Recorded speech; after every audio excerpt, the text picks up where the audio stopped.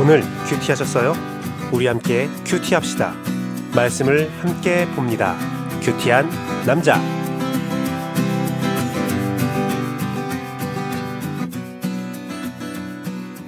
큐티한 남자, 오늘은 독수리로 본 여호와가 택하신 자들을 지키는 방법, 신명기 32장 10절에서 11절 말씀을 가지고 말씀을 나누겠습니다. 오직 예수님, 예수 그리스도의 은혜와 평강이 함께 있을지어다. 성삼일체 하나님께 영광과 감사와 경배를 올려드립니다. 오직 예수님만 전합니다. 독수리로 본 여호와가 택하신 자들을 지키는 방법, 신명기 32장 10절에서 11절 말씀인데요. 오늘 말씀은 어떤 말씀이냐면, 그 신명기는 모세의 마지막 설교잖아요. 가나안 땅에 들어가기 직전에 이스라엘 백성에게 마지막으로 메시지를 전하고 있는 모세인데요. 하나님께서 모세에게 보여준 그 이스라엘의 미래를 모세는 이스라엘 백성에게 전합니다. 그들의 미래는 어떤 미래였냐면 정말 밝고 화창한 미래가 아니었어요. 가나안 땅에서 그들이 축복받고 은혜를 받지만, 하나님께 많은 그 축복을 받지만, 그들이 곧 가나안 땅의 우상을 섬기게 될 것이고, 그 우상을 섬김으로 하나님으로부터 저주를 받게 된다는 그런 메시지를 모세는 받게 됩니다. 절망할 수밖에 없죠. 그러한 상황 가운데서 모세는 이스라엘 백성에게 다시 한번 격려를 하고 있는 내용이 바로 오늘 본문입니다. 너희가 그러한 일을 당한다 할지라도, 그것이 너희들의 운명이라 할지라도, 하나님께서 너희들을 그렇게 어려움 가운데 인도한다 할지라도, 하나님은 너희를 절대로 포기하지 않으신다. 하나님은 너희를 지키시고 너희와 함께 하신다라는 말씀을 모세는 하고 싶습니다. 그래서 하나님으로부터 그 말씀을 받아서 모세는 이스라엘 백성에게 여호와께서 택하신 너희들 이스라엘을 지키지 않겠는가, 독수리와 같이 너희를 이렇게 보호하신다라는 말씀을 하고 있는 겁니다. 이스라엘에게 모세가 만난 하나님을 소개시켜주고 그분이 꼭 너희를 지켜준다는 말씀을 하고 있는 거죠. 오늘날 세대로 돌아봤을 때, 바로 우리에게 이 말씀을 적용했을 때 저는 이런 생각이 들더라고요. 예수님께서는 마태복음 말씀과 또한 요한계시록을 통해서 우리에게 말세의 지만을 살게 될 것, 그 말세의 지만에 많은 고통을 당하며 살게 될 것, 또 그러한 가운데서 교회와 많은 주의 종들과 또 성도들이 타락해서 하나님의 곁을 떠난다는 말씀을 숱하게 하셨어요. 다 예견되었던 거죠. 우리가 이 세상을 살아가면서 이 미래를 예견해 볼 때, 이 미래는 어두울 수밖에 없다, 고통이 있을 수밖에 없다는 사실을 우리는 잘 알고 있습니다. 그런 가운데 우리는 절망할 수 있습니다. 하나님은 왜 우리에게 고난을 주시는가? 하지만 오늘 말씀을 통해서 하나님이 주시고자 한 것은 고난으로 끝나는 것이 아니라, 고난을 통해서 여호와의 보호하심과 하나님의 보호하심, 여호와의 보호하심과 여호와의 지켜주심이 있다는 사실을 여러분이 꼭 기억하고 오늘 말씀을 같이 나눠봤으면 좋겠습니다. 독수리로 본 여호와가 택하신 자들을 지키는 방법, 하나님이 성도를 지키는 방법. 그 첫 번째는 바로 자기 보금자리를 어지럽게 한다라고 기록되어 있습니다. 11절 보면 마치 독수리가 자기 보금자리를 어지럽게 하며 라는 말이 기록되어 있죠. 어지럽게 했다는 것은 깨다. 그런데 그 뒤에는 이런 말씀이 있어요. 분발하다. 원어로 보면 우른데 분발하다. 그리고 더 중요한 것은 각성시키다 입니다. 독수리가 분발하고 각성을 시키는 겁니다. 바로 어린 독수리들을 각성시키기 위해서 그 둥지를 어지럽게 한다는 거예요. 이겁니다. 독수리가 자기 새끼 독수리를 날게 하기 위해서 어느 때가 되면 위에서 떨어뜨린다는 말 있잖아요. 날개짓하다가 탁 날아오를 수 있게 도와준다는 거죠. 몇 번 그것을 반복하면서 독수리가 스스로 날아오를 수 있게 해주는 그 모습을 가지고 모세는 하나님께서, 여호와께서 우리를 어떻게 지키시는가, 우리를 어떻게 각성시키는가를 보여주고 있는 본문이지요. 그래서 이 말씀은 하나님께서 고난을 통해서 우리를 각성시킨다. 하나님께서 우리를 고난을 허락했다. 그냥 단순히 우리를 괴롭히는 것이 아니라 우리를 각성시키기 위한 고난을 허락했다라는 말입니다. 로마서 5장 3절에서 4절 말씀을 보면 환난은 인내를, 인내는 연단을, 연단은 소망을 준다는 말씀이 있어요. 환난은 끝내 우리를 각성시키고 우리를 소망을 보게 합니다. 우리에게 삶에 혼란이 있으면 그 가운데 믿음을 잃어버리지 않고 지킨다면 우리는 천국을 소망하고 그 천국을 믿음으로 우리가 얻게 되지요. 오늘 모세가 말씀한 것이 바로 이 말씀입니다. 고난을 통해서 우리를 각성시키시고 고난을 통해서 우리에게 축복을 더욱더 극대화시키는 극적 효과를 보고 있다는 거죠. 마태복음 5장 10절 말씀도 예수님께서는 의를 위하여 핍박받는 자, 그 사람이 바로 천국을 소유할 거라고 분명히 말씀하고 있습니다. 여러분, 이 시대에 고난을 받는 여러분, 하나님 때문에, 예수님 때문에, 성령님 때문에 여러분들이 이 세상의 물질 그것을 다 포기하고 또 여러분들 신앙을 지키며 살아가잖아요. 얼마나 힘듭니까? 얼마나 고통스럽습니까? 다른 사람처럼 나쁜 일에서 재산을 축복하거나 명예를 얻고 싶잖아요. 주의 종 저도 굉장히 그런 욕심이 듭니다. 많은 나쁜 주의 종들, 선배라고 불리는 나쁜 주의 종들도 있어요. 그들이 조언이라고 하는 것들이 이게 정말 주의 종이 해야 될 일인가라는 생각이 들 정도로 이상한 말씀을 할 때가 있거든요. 너 그러니까 너 고생하는 거야. 너 그대로 하지 않으니까 고생하는 거야. 머리를 써. 뭐 그런 말씀도 하는 분도 있어요. 그런데 걱정하지 마십시오. 의를 위하여 박해받는 여러분이 천국을 소유합니다. 천국을 소유할 자는 의를 위하여 박해받는 자라고 예수님은 분명히 산상수훈을 통해서 말씀하셨습니다. 또한 베드로전서 4장 16절 말씀 보면 베드로가 고난을 부끄러워하지 말래요. 왜 그러냐면 고난을 통해서 하나님께서 너희를 어떻게 쓰실지를 보라는 거예요. 그래서 고난을 받으면 영광 돌리라는 거예요. 예수 그리스도를 믿는 사람이 고난받는 건 당연하다는 겁니다. 사랑하는 성도 여러분, 우리 견딥시다. 주님은 우리에게 고난을 허락하셨습니다. 그런데 우리는 고난으로 끝나는 것이 아니라 고난을 통해서 우리가 각성되고 천국을 소유할 수 있는 놀라운 축복이 있다는 사실을 꼭 기억하십시오. 이태원 클라스라는 드라마가 있었죠. 거기에 돌덩이라는 노래가 있어요. 나는 돌덩이, 깨지고 깎여도 나는 점점 더 강해진다라는 거예요. 다이아몬드와 석탄은 같은 원소 기호를 가지고 있는 탄소 덩어리입니다. 그런데 어떤 것은 다이아몬드, 어떤 것은 석탄이에요. 둘 다 귀하죠. 둘 다 귀해요. 하지만 그 석탄, 귀한 석탄과 귀한 다이아몬드가 만들어지는 과정은 엄청난 고열과 고난의 끝에 만들어집니다. 제가 학군단 장교 출신인데요. 장교의 계급 중에서 가장 아름다운 계급이 바로 소위. 별이 가장 아름다운 거 아닙니까? 근데 우리는 소위라고 말해요. 왜냐하면 소위는 다이아몬드를 형상하고 있거든요. 그 소위의 장교에 임관하기 위해서 그 훈련 기간 동안에 받았던 연단, 고난, 그것을 인정하는 거죠. 야, 그 숱한 세월을 견뎌서 너는 장교가 되었구나. 사랑하는 성도 여러분, 하늘나라의 장교가 바로 여러분입니다. 여러분이 바로 하늘나라의 장교예요. 고난은 사람을 성장시킵니다. 고난은 사람을 성장시켜요. 삼국지에 많은 인물들이 나옵니다. 전 삼국지를 참 좋아하는데요. 처음에 삼국지의 인물들, 우리가 생각하는 유비, 조조, 송건, 그들은 처음에 힘이 있지 않았어요. 손견도 그렇고 손책도 그렇고 그들은 한 원술의 부하 정도였어요. 유비도 마찬가지죠. 계속 고생만 합니다. 조조도 마찬가지죠. 환관의 자식으로 인정받지 않았어요. 항상 연약했어요. 그를 둘러싼 많은 강한 자들이 있었어요. 원소, 공손찬, 동탁, 굉장히 강한 자들이 있었어요. 영망 있는 자들이 있었어요. 하지만 그 삼국시대에 왜 유비, 조조, 손건이 그 한 축을 당당하게 되었는가? 그것은 바로 고난에 넘어지지 않고 자신을 끊임없이 성장시켰기 때문입니다. 원소와 공수차는 한 번의 고난에 넘어졌을 때에 일어나지 못했어요. 사랑하는 성도 여러분, 하나님이 여러분에게 고난을 허락하는 것은 여러분 쓰러지라는 이유가 아니에요. 여러분 그 고난을 딛고 일어나 천국을 소유하는 하나님 나라의 장교로서 각성시키기 위한 것을 우리가 꼭 기억하기를 원합니다. 꼭 기억하십시오.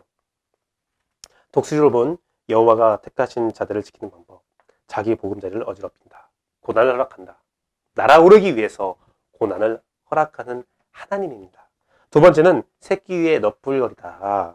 이 말씀은 무엇이냐면 비상하다, 배회하다는 뜻을 가진 라하프라는 단어를 썼는데요.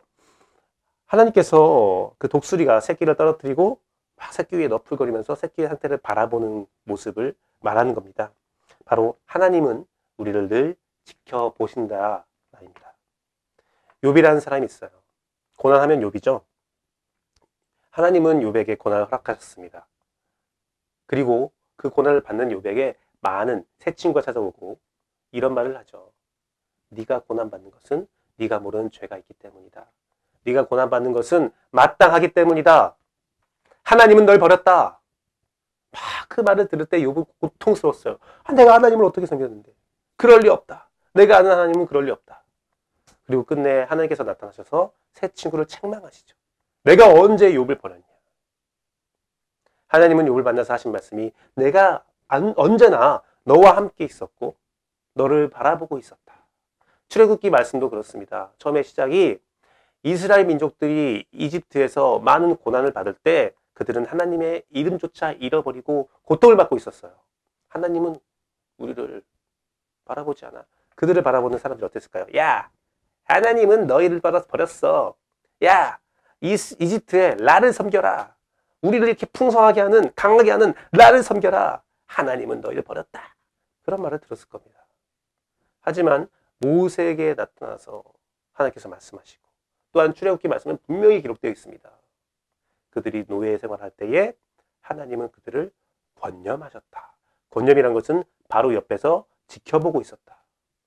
하나님은 다 지켜보고 있습니다. 그 고난 가운데 항상 늘 함께 하십니다. 신약의 약속도 그렇죠. 예수님은 십자가에 달려 돌아가실 때에 우리에게 분명히 약속하셨어요. 내가 보혜사 성령님을 보낼 거야.